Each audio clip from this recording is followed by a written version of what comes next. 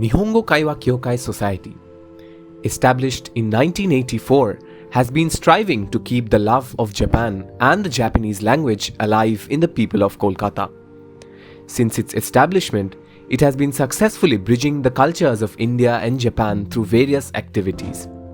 The members tirelessly working to organize events to spread their love of Japan to their fellow Indians. First staged in 1985, NKKS's annual function, In-Nichi Bunkasai, is a melting pot of Indian and Japanese culture. Japanese nationals performing Indian cultural performances and Indians showcasing aspects of Japanese culture through their performances is what gives Bunkasai its uniqueness. Years of experience, months and months of practice, and above all, the strong resolve of members is what helped NKKS carry forward this legacy. The 35th In-Nichi Bunkasai, held in February 2020, like every year, was a very successful one. And then, the pandemic happened. And everything went online. Japanese classes, Japanese events, and even Bunkasai. This online mode posed a new challenge for NKKS members. Holding online events needed a dedicated team of people with technical knowledge to hold events equally vibrant. But no problem, members came up and made a team to organize such events. We spoke to teachers, students, and the online events team of NKKS to know about their experiences. So, how would you explain the years of pandemic using one word? Everything is new. Was this 2 years? It is very bad, definitely, but something new, good thing was also there. And most of the people of our age, we didn't have much experience with the computer. We had to learn a lot of things from scratch. I should say, with the help of our students, we learned quite a lot that way. You save your time for going to school, student coming to school, so time is saved. Like some student come from so much distance, so that coming 2 hours, going 2 hours, that time was saved. So that was good thing. And then bad thing is the connection online is bad, not always good. And then from teacher's point of view, whether student is really understanding or not, that was not sure. I could not make out whether they are really understanding or not. So that was a difficult point. Actually, those who come to learn Japanese already have this interest in Japan. So no need to really make them feel fond of Japan or something like that. Most of them have a smattering of Japanese. So what we do is we try to, although it was online, since they have a smattering of Japanese knowledge of culture, their society, etc., it is easier through explaining also, showing pictures on screen, whatever, that is also possible. And of course, with their cooperation, I really didn't have any problem helping them to learn this language. Because they came, because they were interested in this language.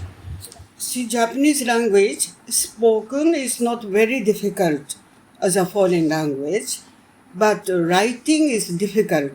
So teaching online how to write hiragana, katakana, kanji was a challenge. I learned how to teach writing on screen, but that was also difficult. So that was a challenge for me. We became tech savvy to a certain extent. So that was something I really liked. I had enough time to learn how to use a smartphone. Before that, I was using smartphone, but only making a telephone call. And hate, of course, the terrible amount of death and misery caused everywhere by this horrible pandemic. Like so many people suffering, no medicines. That was very sad. Actually, Japan and Japanese is kind of my life. And, I kept in touch with them through Line. Line is a very convenient mode, so talking to them, messaging them, That way we could keep in touch very, because no one was able to go there, and none of them were able to come here. So line help proved to be a big help. Ikebana, I could not practice at all in these 2 years because hardly we went out of a house to buy anything like that. And then hobby is cooking. So I tried something new recipe through YouTube. So that was good for me. So, how would you explain the years of the pandemic using one word? I would say improvisation. Disconnected. Sad. The biggest challenge I faced was that when the pandemic hit and everything was going online, I was still in college, and obviously the biggest challenge was this shift from online offline to online. Because it was very difficult to, get used to the online stuff, and just to get used to the online notes and to understand the stuff online. It was very difficult. To be honest, I really enjoyed the pandemic as it went to online everything. I would take almost like 2 hours to go back and forth from my college or go back and forth from my Japanese tuitions, just to have do my classes. And after the pandemic started and everything went online, it was only me and my laptop or me and my phone, so I only had to log in and start my classes. I used to meet Japanese people through different kind of programs, which I really missed these last 2 years, and I don't know whether I'll be able to meet them again, as this is my last year of my Japanese language. So this is the thing. I miss, and I missed already. To be honest, my productivity increased personally as I had more time with myself and I had also more energy to uh, put more effort and put more hours into learning Japanese other than my other stuff. The oral part was easy to understand in online, but the written part was very difficult. Like learning katakana, hiragana, and kanji in the online, it was very, very difficult. So that was, the writing part was very difficult. Otherwise, it was really good. So, how would you explain these years of the pandemic using one word? So, my answer would be challenging. Mine would be mentally exhausting. I would say Mottainai. For me, it's like organized chaos. Okay, I would say reconnection. Organizing events was the first time for me, online as well. You need a good computer, you need a good internet connection, you need whatnot. So there were a couple of times where I had a lot of issues during the streaming. So maybe internet drops or not.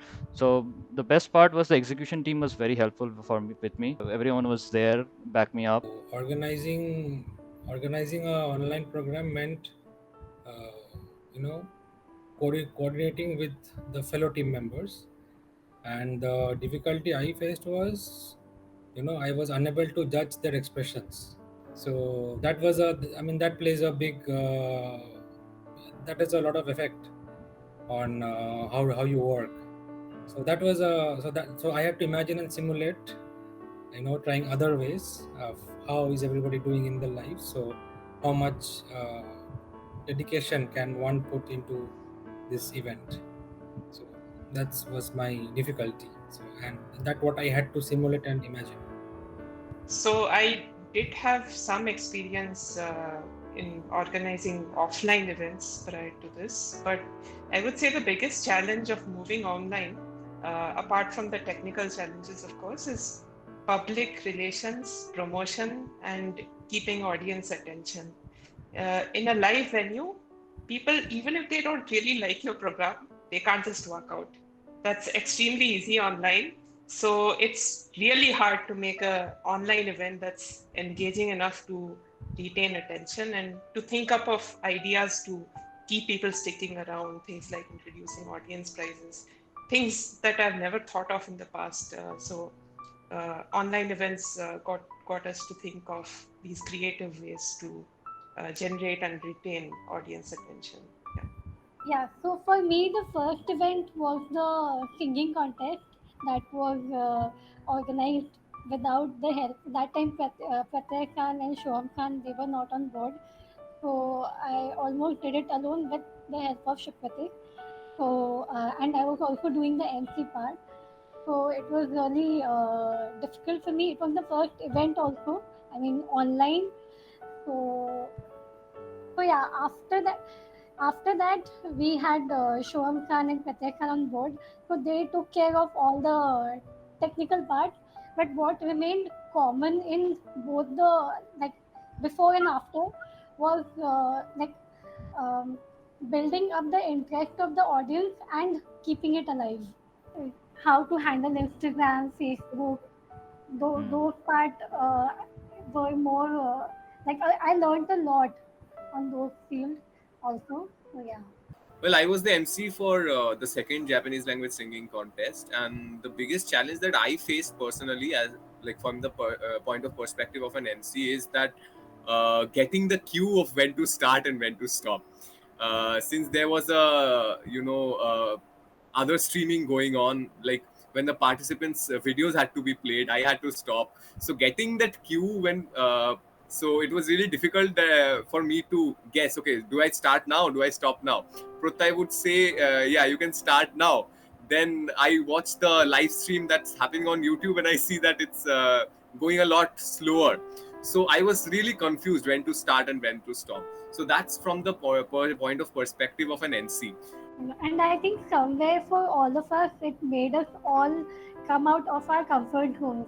We were not, none of us were so, I mean, used to and, familiar with what we have done in the last 2 years. Now, finally, minasan, ohisashiburi desu. NKKS welcomes you again to its first offline event after 2 years, to its annual program, the 37th In-Nichi Bunkasai. We are elated to see you. Please enjoy.